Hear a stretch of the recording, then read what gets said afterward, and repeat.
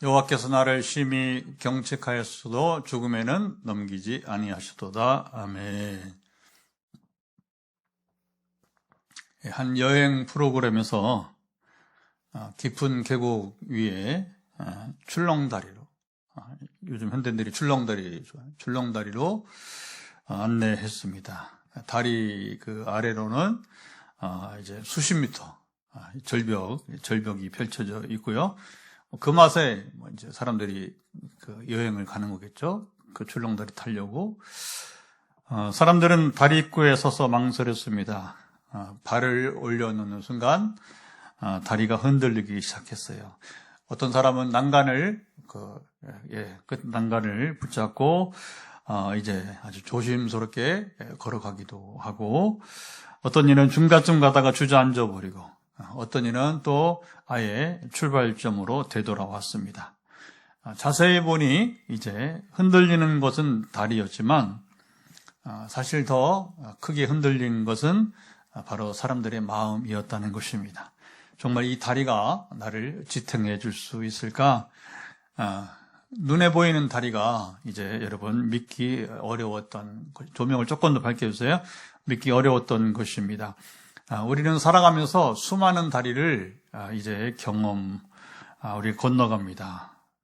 사업한 사람들은 사업이라는 다리, 그리고 건강이 안 좋은 사람은 또 건강 회복을 위해서, 가정이 지금 이제 평안치 못하면 가정, 또 우리 또 인생에 중요한 것은 인맥이 또 중요합니다. 그 인맥이라고 어떤 이익관계라기보다는 요즘 말하는 네트워크이죠. 네트워크. 그래서 인맥이 중요하고 재산, 이런 다리 등인 것입니다. 자, 그 다리들이 우리를 안전하게 해줄 것이라고, 그래서 보통 우리가 다 여러분 그렇게 생각을 하죠. 그리고 믿고서 우리가, 그렇죠?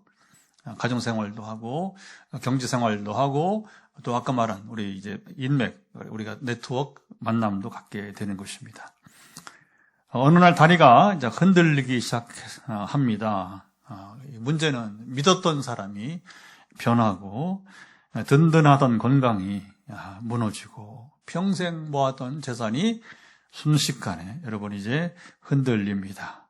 잘 될 것 같았던 계획이 어그러지고, 그때 이렇게 질문합니다. 도대체 무엇을 나는 믿고 살아야 할 것인가? 나를 끝까지 붙들어줄 수 있는 것은 무엇인가? 자, 오늘 시편 118편의 이 시인의 노래는 바로 그 질문 앞에 서 있습니다. 그래서 우리가 되게 이런 상황을 모르고 시편을 읽으면 막연해요. 도대체 이게 시인은 어떤 상황에서 지금 노래를 하고 있는지, 그걸 모르면 그냥 우리가 그 마음에 와닿는 한두 절 정도 그냥 이렇게 기억을 하고 갈 뿐이고, 그래서 이제 이런 우리가 통독도 하지만 이렇게 시리즈로 이제 사실은 금요기도와 같이 또 새벽기도처럼 이렇게 시리즈로 성경을 읽으면서 나누는 것이 정말 절대적으로 필요합니다. 안 그러면 우리가 이제 이게 읽어도 그냥 읽는 게 아니니까 그 수박 겉핥기 넘어갈 수 있으니까 말입니다. 자, 시인은 1절 이렇게 노래를 시작하네요. 한번 1절 말씀을 다시 한번 읽어보도록 하겠습니다. 여호와께 감사하라. 그는 선하시며 그 인자하심이 영원함이로다. 자, 이 노래는 이제 처음에 찬양과 감사가 나오니까 시인이 뭐가 좋은 일이 있었는가 보다. 우리 생각에는 그렇죠? 뭔가 좀 이렇게 선한 일이 있었나 보다. 그렇지 않아요. 평안한 날의 감사가 아니었습니다. 모든 일이 잘 풀려서 부른 노래도 아닙니다. 오히려 오늘 시인의 노래는 이 폭풍이 한번 확 이렇게 큰 파도가 지나간 다음에 부른 노래입니다. 그는 먼저 자신의 과거를 이렇게 노래하네요. 자, 5절도 한번 보겠습니다. 자, 5절 보면, 자, 시인은 이렇게, 과거 내가 고통 중에 여호와께 부르짖었더니 여호와께서 응답하시고 나를 넓은 곳에 세우셨도다. 자, 여기 이제 다 읽었지만 시인은 과거에 자기가 고통 중에 있었다는 거죠. 이게 이제, 참 이 사람들이 살아가면서 제일 이제, 주기적으로 다가오는, 또 하나님 꼭 이렇게, 누가 여러분 평생 평탄합니까? 그렇죠? 누가 여러분이 한 번도 고통이 없습니까? 그렇지 않아요. 그렇지 않고 누구든지 여러분 이제 고통이 주기적으로 하여튼 종류가 각기 다르게 각 사람에 맞게 하나님이 그것은 사도 바울은 고린도서 10장 13절에서 뭐라고 하냐면 사람이 감당할 시험밖에는 허락하지 않으신다. 감당할 시험을 주십니다. 그래서 이제 여기 자기가 고통 중에 있었다 그 사실을 밝히는데, 그런데 고통은 사방이 막혀버린 좁은 골목 같은 것이에요. 그러니까 이제 그 옛날에 지금 이런 골목이 별로 없어요. 다 이제 이렇게 탁 트이고 그렇죠. 이렇게 사방으로 통하게 하는데, 옛날에는 한번 들어가면 못 나오는 골목이 있단 말입니다. 자, 그러면 앞으로 갈 수도 없고 또 뒤로 이제 물러설 수도 없는 상황이 되는 거죠. 말하자면 시인은 그 자리에 갇혀 있었습니다. 그는 시인은 많은 생각을 했을 것입니다. 누가 나를 도와줄 수 있을까? 어디에 희망이 있을까? 누구를 붙들어야 살 수 있을까? 상황은 점점 더 심각해졌습니다. 자, 시인은 10절 또 이렇게 노래합니다. 10절로 가보면, 자, 10절 노래는 문나라가 나를 에워쌌으니 내가 여호와의 이름으로 그들을 끊으리로다.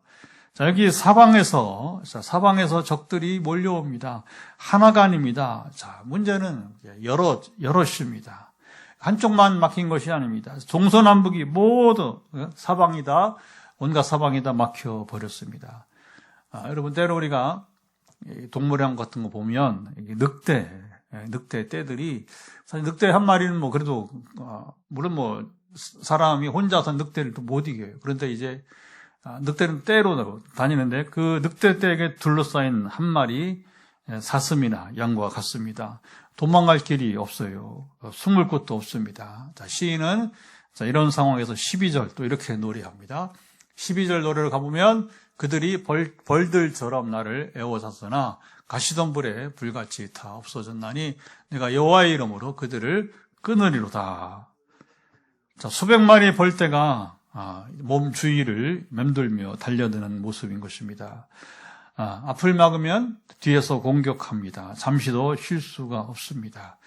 그러니까 시인은 고통이란 그 고통은 어떤 고통이냐? 결국에 두려움과 불안 그리고 염려가 그치지 않고, 이게 문제는 어려운 게 뭐냐면 이것이 그치지 않고 계속적으로 여러분이 이제 계속되었다고 하게 되는 것이죠. 문제 하나만 해결되면 될 줄 알았는데 또 다른 문제가 연속해서 찾아옵니다.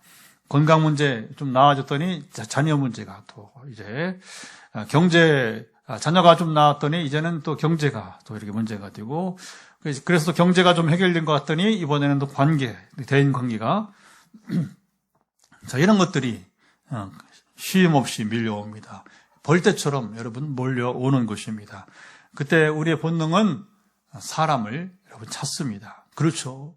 나를 이 고통 중에서 좀 이렇게 벗어나게 해줄 수 있는 사람이 없는가? 그런 힘이 있는 사람, 또 나를 도와줄 수 있는 사람, 내 편이 되어줄 사람을 여러분 찾아요. 시인은 위기 속에서 중요한 질문을 합니다. 사람이 나를 구원할 수 있는가? 내가 지금 붙들고 있는 것이 과연 나를 살릴 수 이제 있는가? 이제 오늘 설교 제목이, 오늘 본문의 제목이 여기서 나온 겁니다. 사람을 의지할 것인가? 아니면 하나님을 신뢰할 것인가? 시작. 사람을 의지할 것인가? 하나님을 신뢰할 것인가? 이제 이런 갈등에 부딪히게 되는 것이죠. 시인은 지금 갈림길에 사람을 향해야 될지, 절대적으로 하나님만 바라야 될지, 사방에서 몰려오는 위기 속에서 시인은 깨닫기 시작합니다. 내가 붙들고 있는 것이 생각만큼 든든하지 않다는 거죠. 그러니까 이게 신뢰하기가 좀 어렵다, 이런 얘기입니다. 자, 아이가 넘어질 때면 이제 엄마 손을 잡습니다. 그렇죠. 아이는 항상 이렇게 엄마가 어디 있는 이게 중요한 거죠. 엄마가 없으면 아빠가 어디 있는지, 이제 물에 빠지면 지푸라기라도 그 사람의 마음이 그렇잖아요. 어둠 속에서는 벽이라도 더듬고요. 그리고 사람은 의지할 대상을 본능적으로 여러분 찾아요. 그래서 우리가 요즘 새벽에 에스겔을 읽는데, 그거 참 유다 멸망사. 유다 왕국이 멸망하는데 결국에 결정적인 것은 뭐냐? 끝까지 이스라엘이 우상 숭배를 떠나지 않는 거예요. 참 여러분, 우리가 최근에도 우리 계속해서 이제 우리 기독교 안에 무속신앙 얘기하잖아요. 와, 이거 참 벗어나기가 그렇게 힘든가 봐요. 이게 뭐 하루 이틀 얘기가 아니라 우리가 오래전부터 이것이 인간사에서 그 이스라엘도 사탄이 가만히 있질 않는 거예요. 사람들의 마음을 막 흔들고 그리고 하나님만 시인이 아니다. 나도 신이 하면서 귀신이 장난치고 이제 그 종교의 이름으로 그렇죠. 그중에 세계 만연된 가장 만연된 그 종교가 기초하면 샤머니즘이에요. 샤머니즘, 무속신앙. 그 제가 이제 어떻게 하냐면 아프리카에도 무당들이 있어요. 무당들이 한국처럼 마을마다 무당들이 있어요. 그래서 저 전도하다가 무당들을 아프리카에서 만나기도 하고, 어떻게 하냐면 이제 거기 현지인이 목사님 이 집은 무당집이에요 하는 거예요. 그리고 여러분 이제 인도네시아 같은 그 세계 최대의 무슬림 국가잖아요. 세계 최대 이슬람 국가잖아요. 여러분 그 인도네시아 무당들이 많아요. 그리고 심지어 이게 참 이제 심각한 겁니다. 우리만 그런 게 아니란 말입니다. 한 번은 제가 그 인도네 동부 지역의 어느 섬에서 신학대학 순회사역을 하고, 거기서는 부흥회를 이제 못하고, 그래서, 이제 신학 강의를 하고, 저녁에 그럼 내가 상담 기도해 주겠다. 어쨌든 부흥회 안 되면, 그런 데는 못 가요. 왜냐면 저는 하나님 두 가지를 다 하게 하시는 거예요. 신학 강의를 낮에 하고, 밤에는 부흥회에서 영적인 경험을 하게 되는데, 거기는 이제 이 선교사가 세운 학교가 아니라, 선교사님이 코디네이터로 그냥 거기 강사로 이렇게 협력자로만 있으니까 결정권이 없어요. 힘이 없어요, 선교사가. 그러니까 한국에서 신목사가 오는데 와서 이제 이렇게 해야 됩니다. 그렇게 말을 못 하는 거예요. 그 신학교가 교수가 부족하니까 강의는 오케이. 그러나 부흥회는 이게 또 다른 문제가 되는 거죠. 이런 데는 뭐 이제 몇 번 가다가 이제 그냥 그칩니다. 또 저도 목적이 안 맞으니까. 근데 어쨌든 그래서 어렵게 상담 계획을 이렇게 했는데, 그런데 이제 20대 초반에 신학생이라 하지만 20대 초반, 10대 후반, 얼마나 순수해요. 그러니까 막 이제 저한테 상담이니까 솔직하게 얘기하는 거예요. 무당을 만나고 왔다고. 참 이게 신학생이 무당을 만나고 왔다. 한국교회 이런 게 이상한 것이 아니라 이미 이스라엘 구약 성경 보면 이미 이스라엘 오랜 역사 전통으로 그렇게 해온 것이고, 또 이제 지금 말했지만 아프리카대로 동남아시아대로 그게 뭐 불교 나라든 여러분 뭐 이슬람 상관이 없어요. 그게 우리 기독교에도 있는 거예요. 그게 왜 뭐 또 거기 인도네시아 참 흥미로우게 무당이 또 그 물을 준대요. 이렇게 물을 조그만 병에다가 그럼 그걸 던져 버려야지. 그걸 또 마시고 이제 그 불안한 거예요. 또 제가 이제 막 이렇게 성령이 나타나신 능력을 강의를 하면서 신학 강의를 하면서 이제 어쨌든 뭐 부흥회도 못 하니까 중요한 건 이제 강의만 하면 안 되니까 살아계신 하나님을 증거하면서 강의를 하는 거니까, 그러니까 이제 성령이 또 임하셨는지 그 마음에 정직함을 줘서 이렇게 회개한다고 마치 이제 신부님 앞에서 이렇게 고백하는 것처럼 이렇게 그 뭐 우리가 할 말은 우리가 뭐 용서는 하나님이 하신 것이고, 예수님도 가늠한 여인 나도 너를 정죄하지 가서 다시는 죄를 범하지 다시는 가지 마라. 참 여러분 이게 사람들이 어려운 거예요. 왜 그러냐? 사람들은 문제가 있으면 이렇게 좀 눈에 보이게 자기가 좀 이렇게 붙들고 싶은 거예요. 그가 왕이었다면 아마도 군대를 생각했을 것입니다. 동맹국을 떠올렸을 것입니다. 그렇잖아요. 지금도 보면 막 우크라이나 단독으로 어떻게 러시아를 막아낼 수가 없잖아요. 그러니까 뭐 거기 대통령은 뭐 전쟁이 몇 년에 지금 몇 년째 유럽을 의지하고 또 한국에도 손을 내밀고 또 물론 미국에 가장 의존하고 이제 그러잖아요. 사업가라면 자본을 생각했을 것입니다. 우리도 다르지 않습니다. 어려운 일이 생기면 먼저 통장을 보게. 이게 제일 중요하죠. 이제 우리 생활 기초에서는 누군가에게 전화를 해야 할지 생각합니다. 내 편이 되어줄 사람이 있는지 찾습니다. 인맥과 그리고 경험과 능력을 계산해 봅니다. 자, 위기가 깊어질수록 내가 믿었던 것들이 하나씩 흔들리기 시작합니다. 믿었던 사람이 떠나버리고 든든한 사람이 힘을 잃습니다. 내가 가진 능력이 한계, 그렇죠. 이게 인생 경험이죠, 이렇게. 그래서 내 가진 능력이 한계에 부딪혀요. 돈으로 해결할 수 없는 일이 생깁니다. 여러분, 세상 만사가 돈으로 해결되나요? 재벌, 지금 이제 2세들이, 사고 치잖아요. 그렇죠. 자기는 그렇게 해도 될 줄 알고. 그리고 한 1,000억, 2,000억, 1억으로도 괜찮다고 생각을 하고. 그러니까 최근에도 스타벅스, 우리 한국의 신세계 정회장, 이 젊은 사람 이제, 젊지도 않아요, 사실은. 이제 보니까 이제. 근데 어쨌든 이 친구가 사고를 치는 거예요. 주기적으로 사고를 치는 거예요. 그러니까 이제 돈 좀 있다는 거죠. 그리고 자기를 이제, 그래도 재벌 중에 하나니까 삼성가의 또 손자인데, 애손자죠. 그래서 이제, 엄마가 삼성가 이병철 전 회장의 또 이제 딸이고. 그러니까 이게 얼마나 당당하겠어요. 그렇죠? 그러나, 그런 사람도 결국 한계가, 그러니까 위기의식을 느끼니까 그냥 지가 나와서 사과를 한다고 했는데 또 끝에다가 쓸데없는 말을 또 한마디 더 해서 또 국민 분노를 일으키게 되고.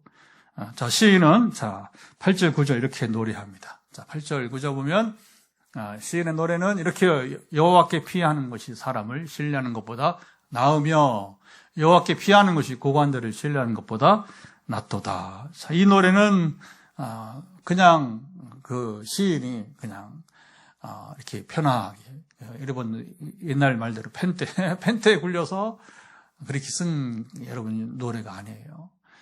오늘 노래는 상처, 아주 이 시인이 혹독하게 상처를 이제 입은, 그러면 상처를 입으면 어떡합니까? 여러분, 눈물로, 그쵸.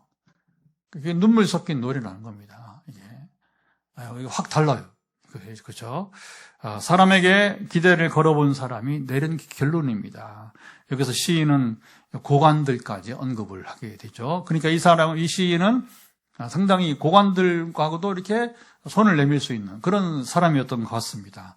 당시 고관이라고 하면 뭐냐면 최고 권력자들을, 요즘 말 실세들을 말합니다. 힘 있는 사람들, 세상을 움직일 사람들입니다. 자, 우리가 보기에는 그들이 문제를 해결해 줄 수 있을 것처럼 여러분 보입니다.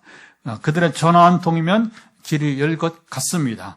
그들에게 결정 하나면 상황이 바뀔 것 같아요. 그러나 시인은 노래합니다. 그들조차, 여기서 가장 결정적인 노래는 나의 구원자가 될 수 없다. 시작. 나의 구원자가 될 수 없다. 그들도 결국 뭐냐면 피조물, 사람이기 때문인 것입니다. 오늘도 사람은 우리에게 거대한 성벽처럼 여러분 보입니다. 저 사람이면 의지할 만할 거예요. 신뢰할 만할 거야. 그러나 여러분, 자 보세요. 가까이 가보면 그 성벽, 그렇게 거대하게 보였던 성벽이 여러분 금이 가 있습니다. 사람은 강해 보여도 병들 수, 여러분, 그렇잖아요. 누가 건강에 자신 없냐? 그렇지 않아요. 저도 몇 번 간증했지만, 60대 전까지는 아주 큰 소리 치며 살았나요? 병원도 한 번 안 가봤다. 그러니까 제가 말한 병원은 2번을 해보지 않았다.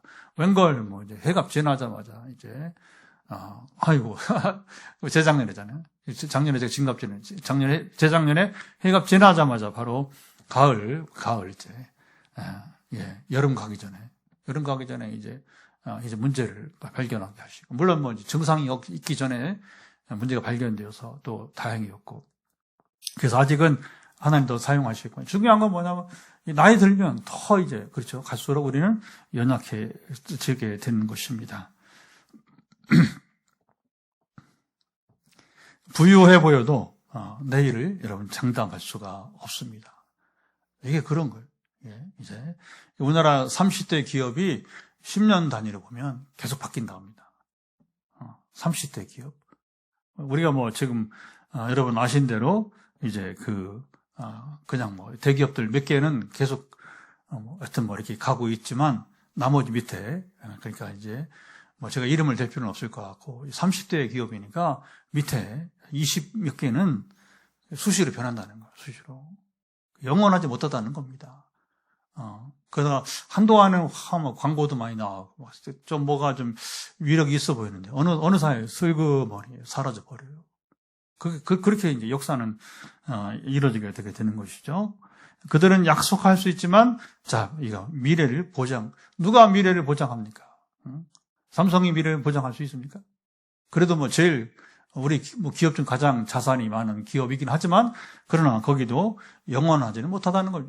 물론 뭐 오래 가면 좋지만 사람은 위로할 수 있지만 위로는 할 수 있지만 구원할 수 없다는 것입니다. 하나님 우리를 이제 우리가 붙들고 있던 것들을 하나님 막 흔드세요.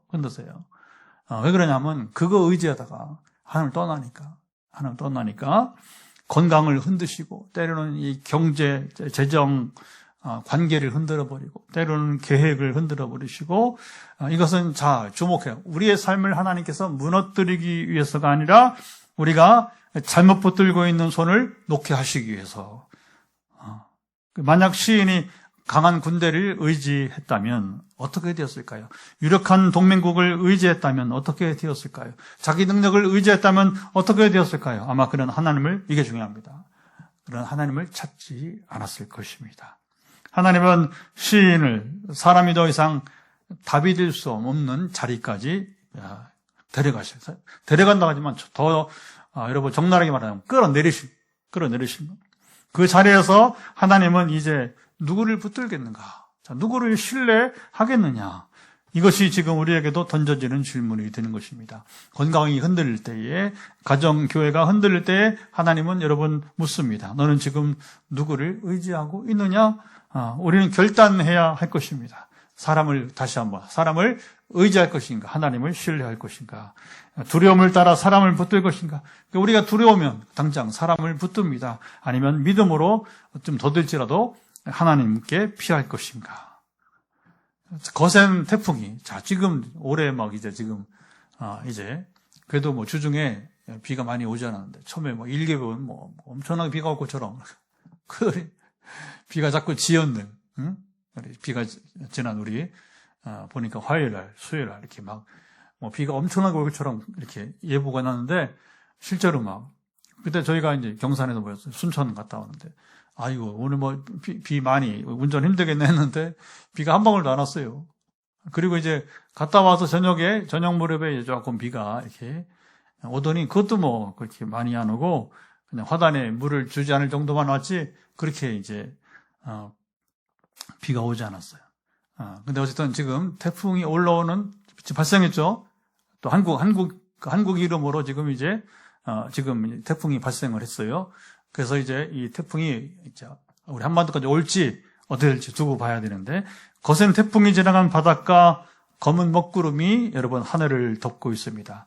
파도는 태풍이 오니까 집채만한 높이로 일어납니다. 바람은 나무를 뽑아버릴 듯이 몰아치고요. 작은 배 한 척이 바로 그 바다 위에 떠 있습니다. 파도는 배를 집어삼킬 듯이 덮쳐옵니다. 배가 이리저리 흔들리고 금방이라도 뒤집힐 것처럼 같습니다. 멀리 항구 쪽을 보니 이제 항구에 이제 들어옵니다. 굵은 밧줄 하나가 여러분 보였어요. 배는 흔들리지만 밧줄을 잡으면 배는 이제 살아나는 것입니다. 왜냐하면 배는 흔들리지만 밧줄은 그렇죠. 이 배를 묶는 밧줄은 굉장히 튼튼해요. 그래서 끊어지지 않습니다. 파도는 배를 때리지만 밧줄은 튼튼한 것입니다. 배가 안전한 이유는 배가 크기 때문이 아니고 파도가 약하기 때문도 아니고 배가 든든한 항구에 바로 연결돼요. 그래서 우리가 보통 방파제 이렇게 그렇죠? 태풍이 불면 어떻게 합니까? 방파제 안으로 다 들어와요. 그리고 이제 거기서 이제 아주 끈을 단단하게 묶어 놓죠. 아니면 아예 작은 배들은 아예 그냥 육상으로 그렇죠? 작은 배들은 아예 육상으로 올려놓고 그렇지 않은 배들은 이제 그 바닷가에 이렇게 항구에 방파제 안으로 끌고 와서 묶어버리는 거죠. 시인이 이제 깨달았습니다. 잘 주목해 보세요. 내가 이제 하나님을 붙들고 있는 것이 아니고 하나님이 나를 붙드시는구나. 이거 잘 보세요. 마치 내가 그동안 하나님을 막 찾고 이제 붙든 것처럼 봤는데, 그런데 막 이렇게 막 인생이 막 휘몰아치고, 그렇죠? 막 고통이 있고, 그리고 막 기도도 해보고 막 부르짖고 이렇게 해보는데, 결국 하나님께서 영적인 눈을 뜨게 하시는 거 보니까 결국은 하나님이 내 손을 놓지 않으셨구나. 하나님이 나를 붙드시는구나. 자, 6절을 보도록 하죠. 자, 그냥 제가 하는 얘기가 아니라 시인은 6절에 이렇게 노래합니다. 여호와는 내 편이시라. 내가 두려워하지 아니하리니 사람이 내게 어찌할까. 그러니까 이 시인이 6절은 지금 엄청난 파도를 경험을 한 다음에 그 하나님을 만난 다음에 이런 고백, 이런 노래가 나오는 거예요. 이런 노래 나오는 것입니다. 상황이 여러분 해결된 것처럼 들립니다. 근데 잘 주목해 보세요. 아직 아닙니다. 적들은 여전히 남아있고 벌떼도 아직 날아다닙니다. 사방을 둘러싼 상황도 그대로입니다. 시인의 마음이, 상황이 달라진 게 아니라 시인의 마음이 달라졌습니다. 적들의 숫자를 여러분 세는 것을 멈추고, 자 보시죠. 하나님을 바라보기 시작했습니다. 두려움은 문제의 크기에서 오는 것이 아니라 내가 누구를 바라보느냐에서 오는 것입니다.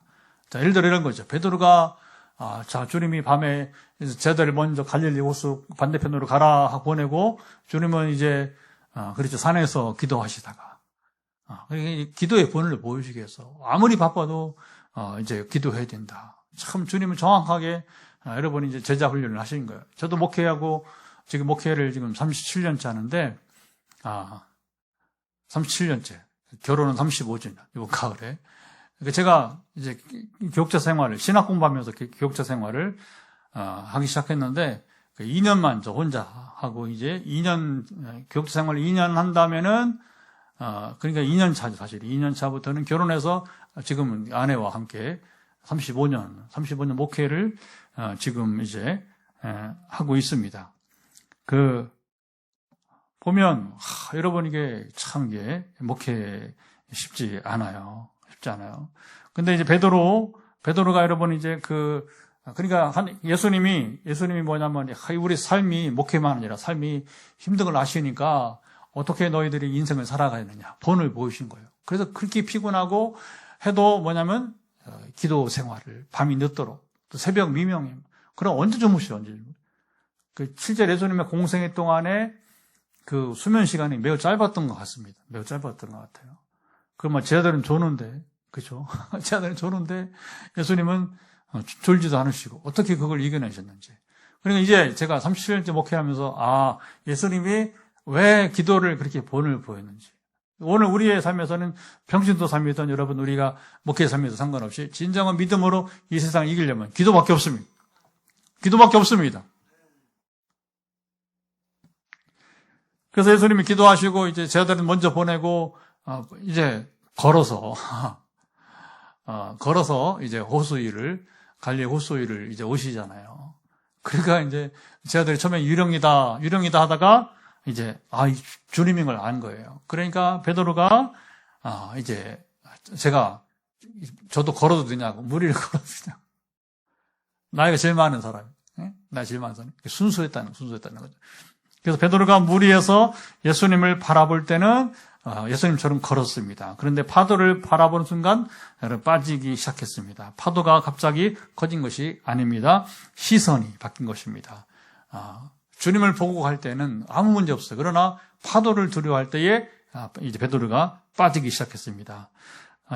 이 시인도 마찬가지입니다. 처음에는 적들을 보았습니다. 문제를 그죠? 지금 당하는 위기를 보았습니다. 어느 순간 하나님을 보기 시작했습니다. 저도 이제 목회하면서 또 선교하면서 또 이제 환자들 17년째 섬기면서 참 이게 계속 이게 뭐냐면 내가 이겨야 될 거. 그래서 지금 상황을 교회를 개척하면서 계속 상황을 이제 보는 게 아니라 하나님께 시선을 여러분 떼지 않는 것입니다. 그게 저의 지금도 매일 경험하는. 그러니까 성경을 저는 읽지 않을 수가 없어요. 만약에 제가 개척 목사가 되지 않더라면 성경을 지금 저 5주 성경 읽기 하겠는가? 안 했을 겁니다. 안 했을 겁니다. 이거 사람이 환경에 약해요. 지난번에 얘기했잖아요. 제가 부산 풍성한 김성호 목사님, 제가 통통하는 거 알면서 야, 신목사 나 못한다. 나 못한다. 너무 바쁘다. 너무 바쁘다. 너무 바쁘다. 여러분 바빠도 못하고요. 배불러도 못합니다. 배불러도 못하는 거예요. 근데 저게 하나님만 바라봐야 되니까. 근데 성경을 읽기 전에는 또 막 이렇게 막 현실만 보다가 성경을 들으면, 성경을 듣고 읽으면 그 성경 세계는 하나님의 세계니까, 하나님의 역사는 끊임없이 구약이나 신약이나 역사가 일어나니까, 하나님은 기적을 행하시니까 할렐루야. 그리고 뭐냐면 믿음을 하나님을 더 바라보게 하는, 그러니까 말씀을 가까이 하면 여러분 하나님을 가까이 하고 시선이 떠나지 않을 수 있게 되는 것입니다. 자, 그런 그가 어느 순간 하나님을 보기 시작한 시인이 이런 노래를 부릅니다. 여호와는 내 편이시라. 시작. 여호와는 내 편이시라. 다시 한번 여호와는 내 편이시라. 내가 하나님 편, 잡으세요. 내가 하나님 편이다 하지 않았습니다. 자, 어린아이가 여러분 아버지 손을 붙드는 것이 아닙니다. 아버지가 아기의 손을 여러분 붙드는 것입니다. 아이는 넘어질 수 있습니다. 손에 힘이 빠질 수 있어요. 아버지는 아이의 손을 절대 놓지 않습니다. 시인은 그것을 발견했던 것입니다. 그래서 다시 노래합니다. 여호와께서 내 편이 되사 나를 돕는다 중에 계시니. 시인은 이후 사람을 바라보지 않았습니다. 자, 이제 시선이 완전히 이제 하나님께 고정이 되었어요. 사람이 없어도 하나님이 계십니다. 사람이 떠나도 하나님은 떠나지 않습니다. 사람의 손은 놓아도 하나님 우리 손을 결국 놓지 않으십니다. 시인의 마음에 빛이 들어오기 시작합니다. 폭풍은 아직 끝나지 않았어요. 폭풍보다 더 크신 하나님을 보기 시작합니다. 자, 시인은 여호와께 피하는 것이 사람을 신뢰하는 것보다 나으며 여호와께 피하는 것이 고관들을 신뢰하는 것보다 낫도다. 앞에 노래했잖아요. 그렇죠? 단순히 비교가 아닙니다. 인생의 방향을 결정하는 여러분 고백입니다. 이제 나는 사람이 아니라 하나님을 향해서 가겠다는 겁니다. 여러분 세상의 힘이 아니라 하나님 품으로 피하겠다는 것입니다. 시인은 깨달았습니다. 사람은 다리가 될 수는 있어도 이게 목적지가 될 수는 여러분 없습니다. 사람은 지팡이가 될 수는 있어도 우리를 잠시 붙잡아 줄 수 있어도 구원자가 될 수는 없는 겁니다. 여러분 우리 인생을 궁극적으로 여러분 책임질 수 있는 책임이 뭐예요? 죽음의 문제를 해결하는, 그렇죠? 책임, 생명의 문제, 그렇죠? 영생의 문제. 이거 해결되면 우리 다 해결되는 겁니다. 아멘. 근데 다른 걸 다 해결됐어. 그런데 이게 이 문제가 해결이 안 돼요. 예수님 말씀하시잖아요.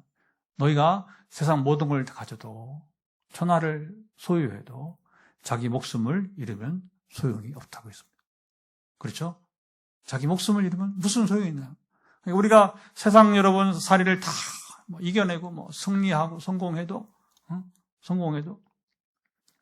여러분이 이제 오늘 보니까 어느 목사님이 너무 기뻐서 그게 뭐냐면 이제 저도 그런 거 처음 봤는데 고3인데 아들이 고3인데 이제 얘는 이제 국가 장학생이 선발이 돼 가지고 지금 고3 때인데 한 달에 100만 원씩 받고 국가에서, 그리고 미국으로 대학을 가면 1년에 1억씩 돈을 국가에 준대요. 이거 그러니까 이 아버지가 너무 기뻐서 그도 저도 이런 일이 다 있네. 그 남의 일이지만 저도 못 누렸고 우리 자녀들도 못 누렸는데 이거 남의 집이지만 또 목회자 가정이네. 근데 또 하나님이 이게 도무지 이제 자기 아들이 자격이 있어서 그런 게 아니라 언젠가부터 하나님께서 이 정보를 알게 하고 꿈을 주셨대요. 근데 이제 스토리 있더라고요. 스토리가 무슨 스토리냐면 목사님이 남의 자식을 막 돌보고 가르치고 막 그렇게 하는 거예요. 그러니까 네가 남의 자식을 가르치고 책임지니까 하나님이 내가 네 자식을 책임질 것이다. 그러면서 이제 이게 성령의 감동이 왔나 봐요. 그래서 요번에 된다. 네 아들이 이름이 또 노아래. 이름이 노아인데 노아가 요번에 국가장학생 될 것이다. 그러니까 1억이면 사실은 큰 돈인데 미국 학비가 비싸요, 학비가. 그래서 이제 특별히 사립대학 학비가 수천만 원 되니까 거기서 생활하려면 실제로 1억이 필요한 거예요. 유학 생활을 하려면 굉장히 비싸요. 너무 비싸요. 이게 사립대학. 그러니까 이제 국가에서는 왜 그러면 그렇게 장학금을 주냐면 실력 있는 애들을 이렇게 개발을 시켜서 그렇죠. 국가에 이바지하라고 이제 하려고 아주 뛰어난 아이들을 그렇게 하게 되는 것이죠. 그래서 여러분 그렇잖아요. 이런 일들이 있으면 막 심령나고 그렇게 하기는 합니다. 그러나 결국에 이제 그것이 구원 문제하고는 또 다른 문제라는 거죠. 구원 문제가 다른 거죠. 그렇게 모든 걸 다 성취해도 자기 목숨을 잃으면, 여기는 목사님 아들이니까 그럴 리 없겠지만, 그러니까 세상의 모든 걸 다 취하고 명예를 얻어도 우리가 자기 생명을, 자기 목숨을 잃으면 무슨 소용이 있느냐. 그 주님의 말씀인 것이죠. 사람은 잠시 도움을 줄 수는 있어도 영원한 피난처는 될 수 없습니다. 폭풍과 몰아칠 때 새들은 어디로 갈까요? 들판 가운데 새들이 있지 않습니다. 바위 틈을 찾습니다. 절벽 아래 움푹 파인 틈으로 몸을 숨깁니다. 독수리가 폭풍을 만나면 독수리인들 여러분 들판에 있지 않습니다. 똑같이 이제 독수리조차도 결국은 이제 절벽 바위 틈을 찾게 되는 거죠. 흔들리는 것을 여러분 여기 보면 바위가 흔들리지 않기 때문에 그런 것입니다. 그렇잖아요. 바위 틈에 있으면 바위는 여러분 폭풍이 아무리 와도 무너지지 여러분 않는 거예요. 시인은 바로 그 사실을 깨달았습니다. 지금까지는 내가 흔들리는 것을 이렇게 붙들고 있었어요. 흔들리는 사람, 흔들리는 재산, 권력, 능력을 붙들고 있었습니다. 그러나 이제는 그런 흔들리지 않는 바로 하나님을 만나게 된 것입니다. 자, 우리는 그 시인의 노래처럼 하나님만 의지하며 살아갈 수 있을까요? 시인도 하루아침에 이렇게 산 것이 아니라고요. 그러니까 우리가 시인의 노래처럼 중요한 건 하나님만 의지하고 살아갈 수 있을까요? 우리는 하나님을 믿는다고 하면서 여전히 사람을 붙듭니다. 자, 이게 사실은 이제 우리 인생 싸움. 제가 젊었을 때는 제 아내가 사람 의지하지 마라. 하나님을 의지하라. 지금은 거꾸로 조금 바뀌는 것 같아요. 그러니까 옛날에는 자기 말을 그렇게 안 듣더니 이제 와서 하나님 의지하라고 이제 제가 더 얘기를 하고 어쨌든 부부가 같이 시소 게임을 해줘야 됩니다. 한쪽이 무너지면 반대쪽이 시소니까 중심을 잡아주고 할렐루야. 서로 우리 교우들도 서로 간에 한 사람이 좀 무너지면 여러분 붙잡아줘야죠. 무너지지 마라. 중심을 잡아라. 이렇게 서로 우리 붙잡아 주게 되는 것이죠. 기도한다고 말하면서 계산기를 두드립니다. 하나님을 신뢰한다고 말하면서 통장 잔고를 확인해 안심합니다. 베드로처럼 주여 내가 주를 따르겠다고 말하지만 위기가 오면 도망을 칩니다. 제 아들도 그랬어요. 예수님 겟세마네 동산에서 홀로 기도하셨습니다. 그때 주님은 십자가를 앞에 두고 잠이 옵니까? 그런데 제 아들은 잠들었습니다. 그들이 도움이 되지 못했습니다. 종교지달은 예수님을 버리고 그렇죠. 죽이려고 하고 군중들도 등을 돌렸습니다. 그래서 종교인들의 여러분 이제 이 선동이죠. 선동을 통해서 자 봐라 예수는 우리 로마로부터 우리를 구하지 않는다. 의지가 없다. 그러니까 차를 죽여버리자. 그러니까 십자가에 못 박게 하셨어. 무서운 거죠. 그러니까 빌라도가 무슨 죄가 있느냐? 나는 이 사람 정죄할 수 없다. 그러니까 뭐라고 해요? 더 무서워. 종교인들이 겁대가리가 없어. 이 예수를 죽이는 핏값에 대해서는 우리와 자기들만 아니라 우리 후손에게 돌리라. 이게 정말 이거 최고의 이스라엘의 실수는 이거예요. 차라리 우리에게 돌리라고 하면 괜찮은데 거기서 그치지 않고 우리와 우리 후손에게 이거 좀 겁 없이 그래서 이스라엘이 그렇게 불행한 고통을 당한 겁니다. 그러니까 지금도 유대인들은 예수님을 여러분이 그렇게 증오하고 얼마 전에 여러분 보면 이제 유대인 군인이 예수님 상을 막 그렇죠. 도끼로. 이거 참, 망친 도끼인지 때려부시고. 아직도 정신 못 차리고 있어요. 유대인들 정신 못 차리고 있어요. 보면 이제. 십자가 아래에는 아무도 남지 않았습니다. 가장 외로운 자리였습니다. 사람의 도움을 받을 수 없었습니다. 예수님은 끝까지 하나님 아버지를 신뢰했습니다. 그리고 십자가에서 운명하기 직전에 아버지 내 영혼을 아버지 손에 부탁하나이다 기도하였습니다. 예수님은 사람이 아니라 이게 뭐냐면 끝까지 본을 보이신 거예요. 끝까지. 우리가 죽음에 처하다 할지라도 아버지를 의지하라. 하나님께서는 그를 죽음 가운데 보내두지 않으시고 사흘 만에 죽은 자 가운데서 살리시게 됩니다. 시인은 17절 이렇게 또 노래합니다. 굉장히 중요한 노래가 막바지에 있는데 17절 같이 읽어보겠습니다. 내가 죽지 않고 살아서 여호와께서 하시는 일을 선포하리로다. 누가 죽지 않습니까? 죽음을 이기고 살아나신 주님 이야기를 시인이 여기 노래했습니다. 그래서 시편에는 마치 이사야처럼 예언적 시들, 예언 시들이 근데 사실은 시인들이 알고는 모르지만 성령은 그들 입술을 통해서 그리스도를 예언한 겁니다. 사람들은 세상이 우리를 끝까지 지켜줄 것이라고 생각합니다. 이런 사람들에게 시인은 놀라운 도전을 줬습니다. 세상은 너를 구원하지 못한다. 사람은 도울 수 있습니다. 조금 도울 수 있어요. 위로할 수 있습니다. 함께 걸어줄 수도 있습니다. 그러나 사람은 누구든지 나를 구원할 수는 없습니다. 오직 하나님만이 나의 피난처가 되십니다. 오직 하나님만이 나의 반석 구원이 되십니다. 그래서 시편에는 이런 노래가 많이 있어요. 수없이 많이 반복해서 그리고 14절 또 한번 읽어보죠. 14절에 시인은 또 이렇게 노래합니다. 14절 여호와는 나의 능력과 찬송이시요 또 나의 구원이 되셨도다. 인생에서 가장 행복한 때는 문제가 다 사라진 순간이 여러분 아닙니다. 하나님이 오늘 나의 구원자이심을 발견하는 순간인 것입니다. 여러분 하나님의 진정한 구원을 경험해 보셨어요? 하나님이 지금 나와 함께 하시고 나의 도움이 되면서 경험해 본 적이 있습니까? 여러분 그 순간이 가장 행복한 순간입니다. 아멘. 여러 가지 방법으로 하나님은 그렇게 해요. 이제 저도 지금도 가끔 생각나는 게 있는데, 제가 전에 이제 미국에, 한 2차례, 존스 목사님이란 분이 이제 만나러 갔어요. 그래서 이제 그 팀이 돼서 이제, 2회 갔는데, 돌아가셨기 때문에 그 다음에 또 이제 만날 수도 없었고, 그러면 2번 갔는데, 그때 성령 임하고 얼마 안 돼가지고, 그 목사님 줘야 되는 얘기를 많이 해요.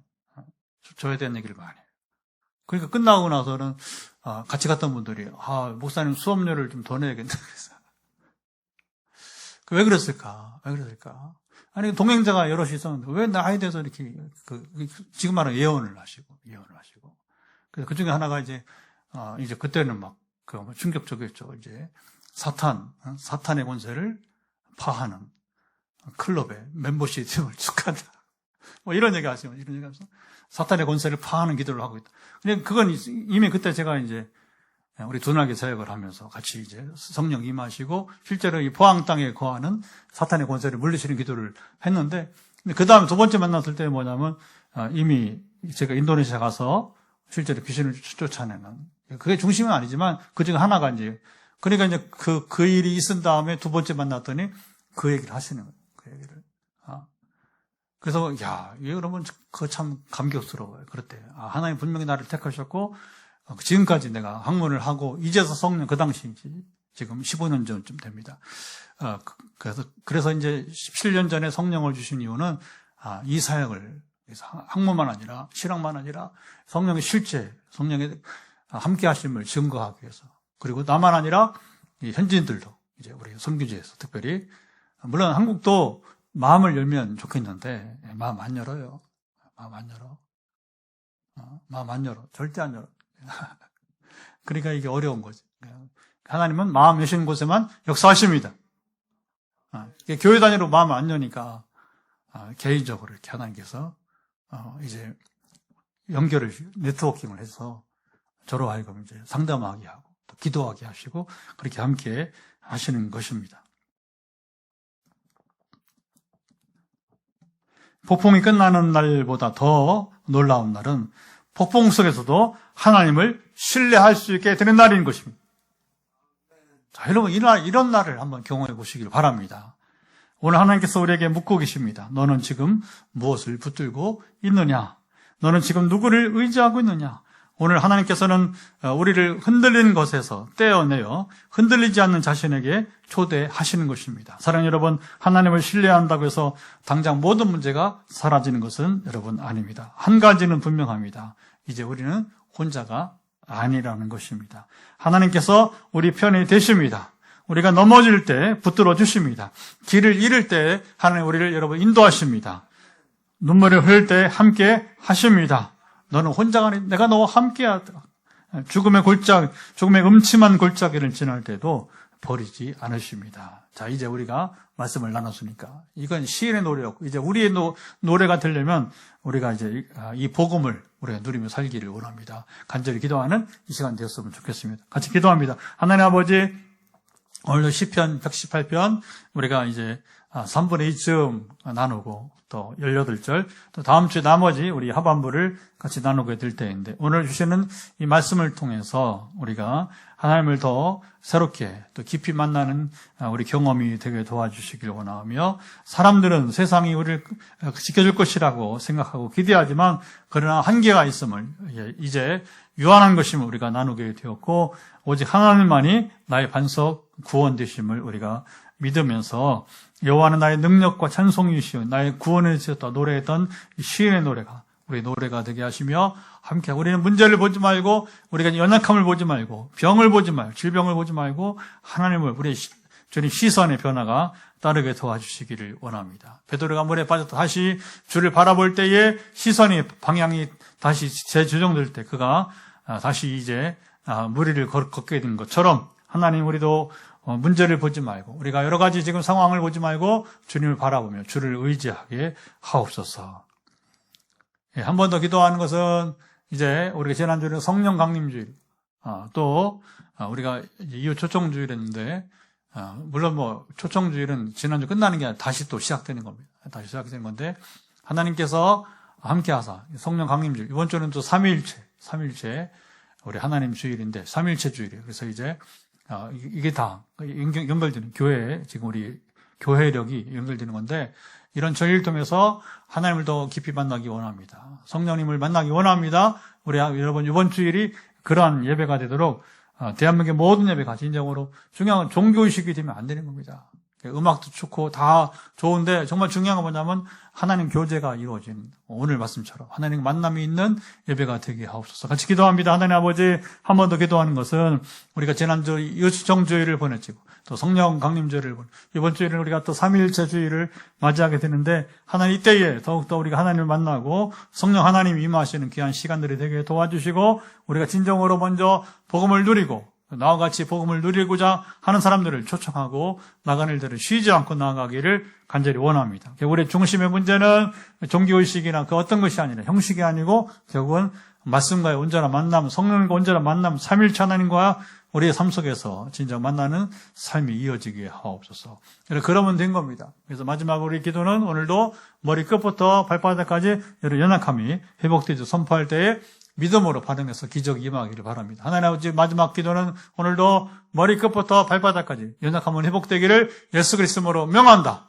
우리의 모든 연약, 그것이 무엇이든 몸이든 마음이든 우리 영혼이든 우리 경제 또 우리 모든 이제 삶의 문제 상관없이 예수 그리스도의 이름으로 명한다. 연약함은 회복될지어다. 문제는 해결될 것을 선포합니다.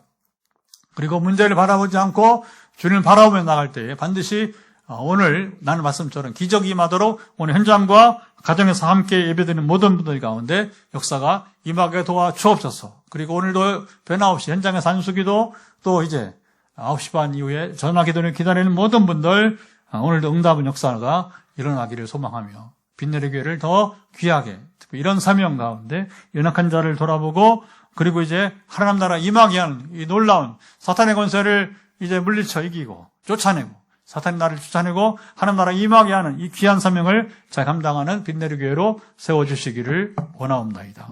이제는 우리 주 예수 그리스도의 은혜와 아버지 하나님의 사랑하심과 성령의 교통하심이 오늘도 금요기도에 시편 118편을 나누면서 하나님, 우리 하나님 어떤 분이신지 우리가 3월에 이제 이제 우리가 사람을 의지하지 않고 하나님을 의지하기를 결단하며 시인의 노래가 오늘 나의 노래가 되기를 원하는 이제 현장과 가정에서 함께하는 우리 모든 이들 가운데 영원토록 함께하옵시기를 간절히 축원하옵나이다. 아멘. 음악을 들으면서 기도하시면 되겠습니다.